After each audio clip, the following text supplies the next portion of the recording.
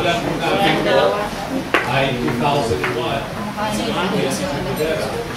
And I'm addressing, sharing this message to the together. And of course, to all the friends. Let me start it with this way. Nabanggit nga nila, nakakawas na that they get to see our president, si Ellen, who's very active. I think, let me share this with you. We've learned. We've been here for more than a decade. Our club has been here for more than a decade. We're now on our 13th year. I could still remember, imagine 30 years ago, how old was I? Hindi sasabihin kung ilang edad ko ngayon. 13 years ago. Pero alam niyo, sabi ko nga natuto na kami. Natuto na kami, why? Because before, there's a tendency when you're young, you just allow anyone to sit as president. Ngayon, we are careful in terms of president at least takes certain country for at least 2 years. And what is the reason for that? Because if you're doing Rotary, no matter how well-meaning you are, even if you have a good heart, you're exposed to a lot of new things. You're exposed to first new rules in Rotary, hindi mo alam. New protocol na hindi mo alam. Tapos is, you have new relationships na hindi mo alam. The thing with Rotary, it's a bit tricky, you know, I'm sharing this with you, it's a bit tricky in Rotary. Why? You get to meet new people. They are blessed, they have their own businesses. But these people you don't know from Akita. Hindi mo kilala ito, tama? Hindi mo kilala, hindi mo alam kung saan nagmula, wala kayong relationship. And it is in your blood that you will develop a relationship. You don't know their past, you don't know their business practices, you don't know their professions. Now, no? Hindi mo alam kung sino sila. And sometimes, you get to know these people, and you get frustrated. Ang ingatan nyo, no, especially for new members, you get careful in engaging in business. If you're just doing that because he is a member. Why? If something goes wrong, and you get frustrated, you will leave the party. If your reason for being in Rotary is just to earn money, to have profit, or even to network, maybe that's a wrong reason why you're here. Let me share this with you. I've been with Rotary for the last 30 years. And I've not seen this organization as a nurture. Hindi naman po sa pagbubuhat ng ibang ko, I'm a lawyer by profession and I practice in my field. Sa isang pagkatapahingin ko nasa siguro ang nakuha ko lang na kliyente, nalihitin ng kliyente, ay nakuha. At yun ay talaga nagbabayan. Pero, again, with all due respect, iba dyan, gusto kunin libre yan. In the same manner as your businesses, iba na may business. Friendships are good. And please tell me, I remember this as a new Rotary na sinabi sa akin. When you're in Rotary, you should be ready to share something of yourselves. Yung parte na ng buhay mo na handa na ng makabulog ka ng content, mag-share ka ng content. Not necessarily money, ha? Don't get me wrong. It's not necessarily money. It could be your service, it could be your presence, it could be your time. Kasi if you're not yet ready to do that, maybe your Rotary is not on this. Yan sa dito. Kasi kung di, magtatampo kayo, kasamahan mo, bakit? Rotary will eat up your time.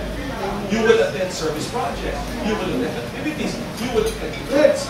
Tapos, kinakain ng Rotary also. Eh, hindi lang yun. Okay lang if Rotary is eating up your time and you're doing service with the people. And what if, because of your relationships, you start to have what? Gaining fights within the club. Okay? Disagreements within the club. And because of that, some of the members will leave. Yan sasabihin ko siya, I'm speaking from experience. Kami nila June, nagsimula kami. Siguro from our regional group, ilan na tayo yun? Siguro, pati si Mercy.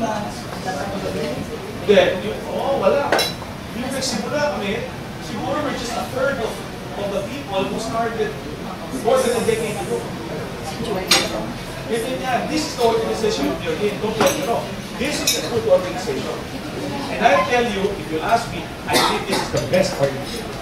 You see the best and the brightest in this organization. Yan ang sasabihin sa inyo. Magtanong ka ng field, sikat na doktor, tanong yung kilala ko tayo. Isa pa mga malaki. Magtanong ka ng abogado, kilala ng abogado, kilala yan. Hindi o, may kilala general, kilala yan, malamang ko na. Yun ang sinasabi ko. Ito yung maganda ko organisasyon. So yung mga bagong member, maganda ito, alagaan. Kaya lang, ang pag-ingatan ninyo is yung relationship. Yan yung nakita ko eh. Marami dito maging kaibigan nila for life. Yan sila ito. Kaya kahit hindi kami makita niya, tatawagan kami niya. Ito kailangan na ito. Gawin mo yun. These are people that you will be with. If you enjoy being a Rotarian until you grow old, until you get to retire. Ganun lang yun. Pero if you have other reasons for this, medyo mahirapan sa iyo. Kami, hindi ko ikakailang, we've had our struggles. In 13 years, may struggles mo kami. Kaya natututo na kami. Kaya nasabi ko kanina, ayaw na namin mag-presidente yung bago. O ayaw namin ang presidente na upulitin na namin hanggang maaari. Kasi we're proud to share na we were not as big as the rest, but we have qualified leaders. Pangalawa, yun namang pag-experience, alam nila mahirap sa Rotary, maglalabas ka ng konti.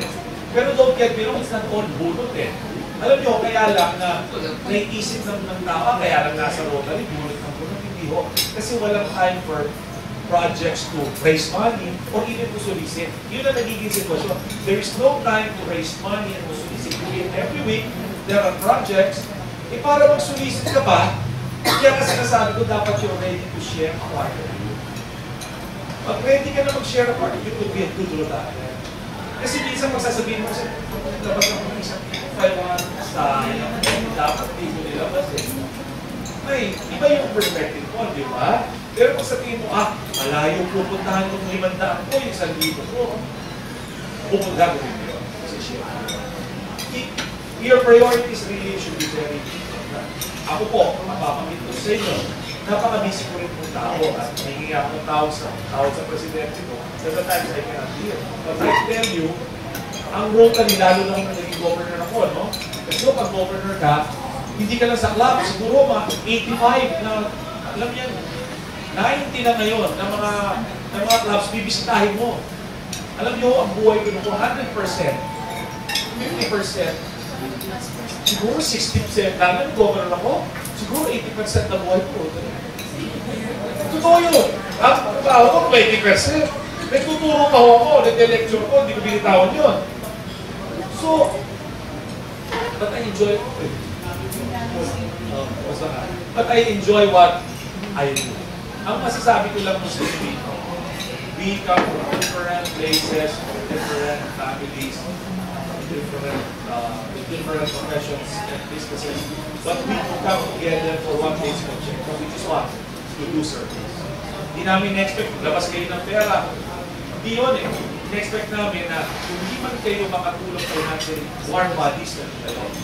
Makatulong kayo sa presidente natin. Yung mga ibang nakakaangat-angat, pwede maglabas ng kaunti. Ang importante, we feel that we are here as a family. Okay? We are here together to make it. Siguro, yun na lang muna. I know that we have partners in other people. Hindi po kayo mababagay. Nagpapasalamat kami dito kayo. And we hope that we will work with you. Thank you very much.